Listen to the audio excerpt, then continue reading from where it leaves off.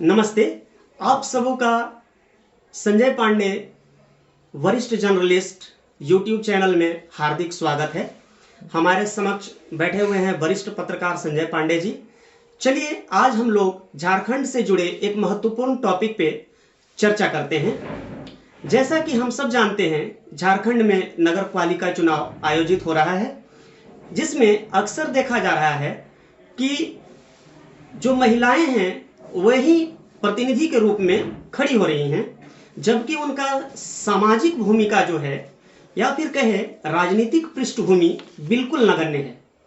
अक्सर देखा जाता है कि जो पुरुष होते हैं वे ही समाज में प्रतिनिधि के रूप में इधर उधर भ्रमण करते रहते हैं, या उनका ही माहौल बना हुआ है। उनके नाम का या रसूख का सहारा लेकर लोग कहने का तात्पर्य है उनकी पत्नी चुनाव में प्रतिनिधि के रूप में आगे हो जाती हैं और बाद में उन्हीं के नाम पे लोग चुनाव लड़ते हैं। और जब उनका चुनाव हो जाता है, अगर वो जीत जाती हैं प्रतिनिधि के रूप में, तो उनकी भूमिका नगण्य हो जाती है, जैसा कि मुखिया चुनाव में भी आप लोगों ने देखा होगा। और जो उनके पति होते हैं वे मुखिया पति के रूप में कार्य करने लगते हैं। ठीक इसी प्रकार से यहाँ पे नगर अध्यक्ष के चुनाव में भी इस प्रकार की चीजें देखी जाती है। चलिए अब इस पे मैं एक राय जानता हूं। आप देख सकते हैं मेरे पास है वरिष्ठ पत्रकार संजय पांडे जी, तो मैं इसके ऊपर इनका विचार जानना चाहूंगा। सर देखिए, सर्वप्रथम राज्य भर में नगर निगम का चुनाव में जितनी भी महिला प्रत्याशी खड़ी हैं उन सभी को मेरा सादर अभिनंदन है। और यह बहुत खुशी की बात है कि जो महिलाएं हैं वह अपनी सूझबूझ, चूँकि महिलाएं घर में जिस तरह परिवार चलाती हैं और खुशहाल रखती हैं, यकीनन मेरा अपना मानना है वही घर खुशहाल है जहां पर हमारी जो माताएं हैं, बहनें हैं, और वह अपनी सूझबूझ से अपने परिवार को मजबूत करती, सशक्त करती हैं। तो अब चूँकि यह इस चुनाव में एक महत्वपूर्ण पारी खेलने की जिम्मेदारी दी गई है महिलाओं को, इसमें मेरा स्पष्ट कहना है कि आने वाले समय में, कहने का तात्पर्य है कि जितनी भी महिलाएं जीत के जाएंगी नगर निगम में, उन्हें लगातार 6 महीने तक वो प्रशिक्षण दिया जाए, ट्रेनिंग दिया जाए। मसलन वह जिस निगम क्षेत्र की मेयर है या जिस वार्ड की वो विजेता है, वार्ड पार्षद हैं, उन सभी को सर्वप्रथम अपने वार्ड और अपने जो निगम की पूरी जो जानकारी है उन्हें उपलब्ध कराई जानी चाहिए। मतलब जैसे नगर निगम में कोई कितनी नदियां हैं, कितने पहाड़ हैं, या अभी वर्तमान में कितनी नालियां हैं, इन सारे विवरण में। दूसरी चीज़ है कि हेल्थ पर भी उन्हें एक रिसर्च होना चाहिए कि आखिर हमारे निगम से कितने लोग अस्पताल में एडमिट होते हैं, इलाज के लिए जाते हैं, उनका इलाज सही हो पा रहा है कि नहीं हो पा रहा है, और उसमें क्या जरूरत है। दूसरा कि नगरवासियों को शुद्ध पेयजल प्राप्त हो रहा है कि नहीं हो रहा है, वर्तमान में वह पेयजल कहाँ से आ रहा है। मैंने कहने का तात्पर्य है कि जब तक हम जीरो ग्राउंड से नहीं जाएंगे तब तक विकास कार्य होगा कहाँ से। तो मेरा स्पष्ट मानना है कि इस पर लगातार 6 महीने का लगातार वो ट्रेनिंग होनी चाहिए। क्योंकि मैं जान रहा हूँ कि जैसे अधिकांश जो प्रत्याशी हैं, तो मान लिया जाए कि उनके पतिदेव पुरुष एक्टिव रहते हैं, उन्हें जानकारी है, और चूंकि वह सीट महिला आरक्षित होने की वजह से वह अपने परिवार को खड़ा कर दिया, तो जाहिर है कि उन्हें जो जानकारी होनी चाहिए वह नहीं हो रही है, या वो जो उनके जो पतिदेव हैं या जो पुरुष हैं वो ठीक है, अच्छे काम कर रहे हैं, समाज में अच्छा भी काम किया, समाज से भी हैं, लेकिन वो अपने जो क्रियाकलाप में अपने पत्नी को या जिसको भी वो खड़ा हुए हैं उन्हें वो अपडेट नहीं कर पाए।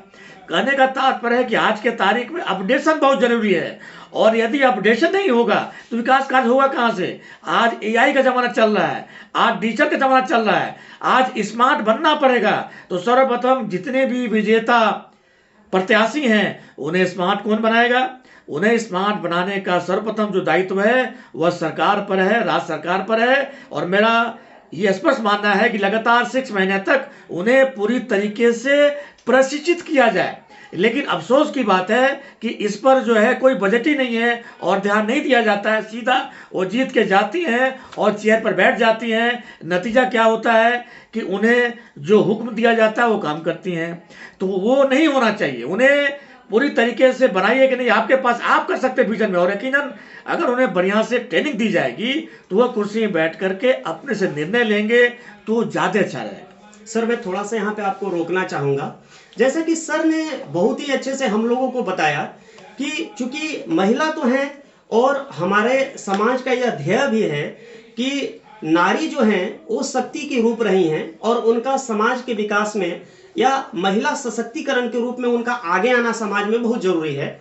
लेकिन होता क्या है कि महिलाएं चुनाव से पूर्व हमारे समाज में एक्टिव नहीं रहती हैं, मतलब हमारे सामाजिक कार्यों में उतना सहयोग नहीं करती है, सहभागिता उनकी नहीं होती है।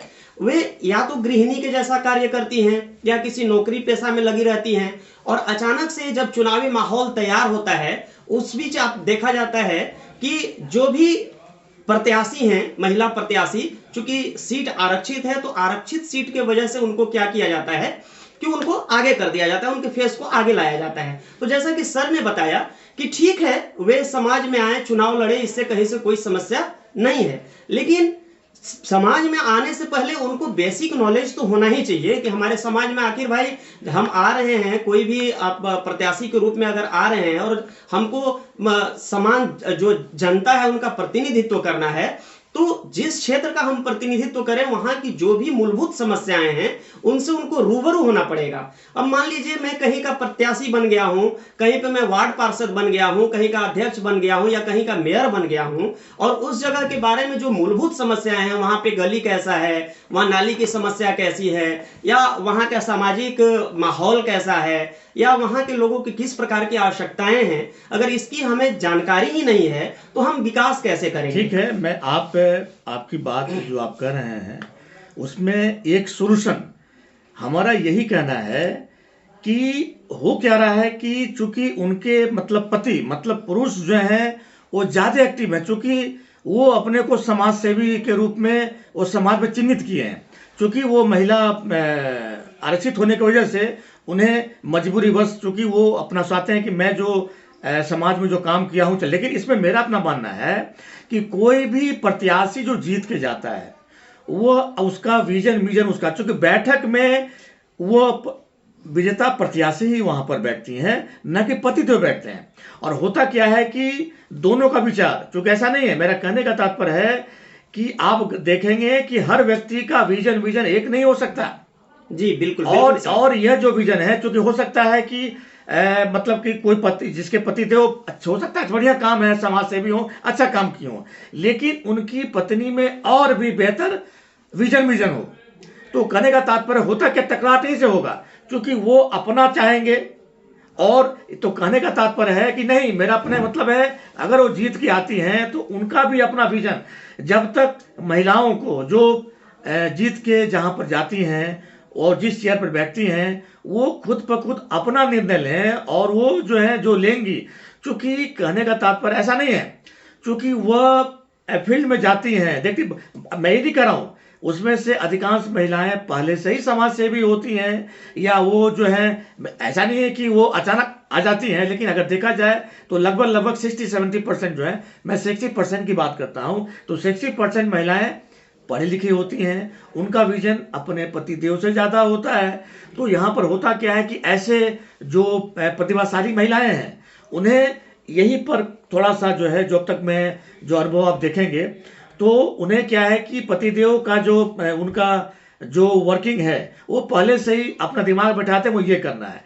तो होता क्या है कि उन्हें मजबूरी बस, लेकिन मेरा ये मानना है कि उन्हें पूरी काम करने की आज़ादी दी जानी चाहिए, और वो जब बैठे चेयर में अपने खुद का निर्णय लें और जनता से सीधा मिलें।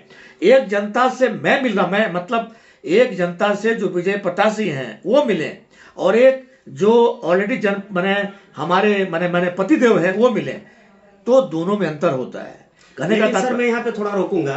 देखिए हमारी जो सामाजिक पृष्ठभूमि है और जो हमारे समाज का ताना बाना है, उसमें अक्सर यह देखा जाता है, चूंकि हमारा समाज पुरुष प्रधान है, अभी भी हम इस भ्रम से उबर नहीं पाए हैं कि महिलाएं हमसे ज्यादा बेहतर निर्णय ले पाएंगी। तो जो आप बात कर रहे हैं उसमें क्या है कि महिलाओं को ऊपर लाने का बात किया जा रहा है, क्योंकि उनको भाई चुनाव तो वही लड़ रही है अल्टीमेटली, तो लास्टली जब वो चुनाव लड़ रही हैं तो उनका अपना निर्णय हो, आपका कहना यही है। लेकिन इसके लिए समाज को तैयार होना होगा पहले। पुष्पेंद्र जी, आप समाज की बात कर रहे हैं। जब महिलाएं जब आगे निकल गई, जब घर से बाहर निकल करके जब जनता के पास हो जा रही हैं, वोट वो ले रही हैं, वो समझ रही हैं, चूंकि स्पष्ट है कि चूंकि यहाँ पर नहीं है, यहाँ पर जितने भी इलेक्शन जीते जाते हैं जो खासकर महिला आरक्षित हैं, या एमएलए हो, एमपी हो, या नगर निगम का चुनाव हो, वो घर घर जाती हैं और घर घर मिलती हैं, हमसे ज़्यादा वो समझ रखती हैं। और यहीं पर हमें उन्हें पूरी आज़ादी देनी होगी। हमारा देश, हमारा समाज, हमारा राष्ट्र तभी आगे बढ़ पाएगा जब विजेता महिलाओं को, चाहे वो शीर्ष स्थान पर आ गई, उन्हें काम करने की पूरी आज़ादी दीजिए। यकीन मानिए वो हमसे बेहतर काम करेंगी और वो बेहतर संवेदनशील हैं, लोगों की बात सुनेंगी। तो ये कहने का मतलब है, इस पर हम लोगों को, चूंकि अब तो चुनाव हो रहा है नगर निगम का, चूंकि जाहिर है कि अब 1 महीने के बाद में इसके परिणाम आ जाएंगे, तो जो भी हर प्राय जितने भी निगम हैं उसमें अच्छी आबादी जो है, अच्छी खासी जो महिलाएं चुन के आएंगी।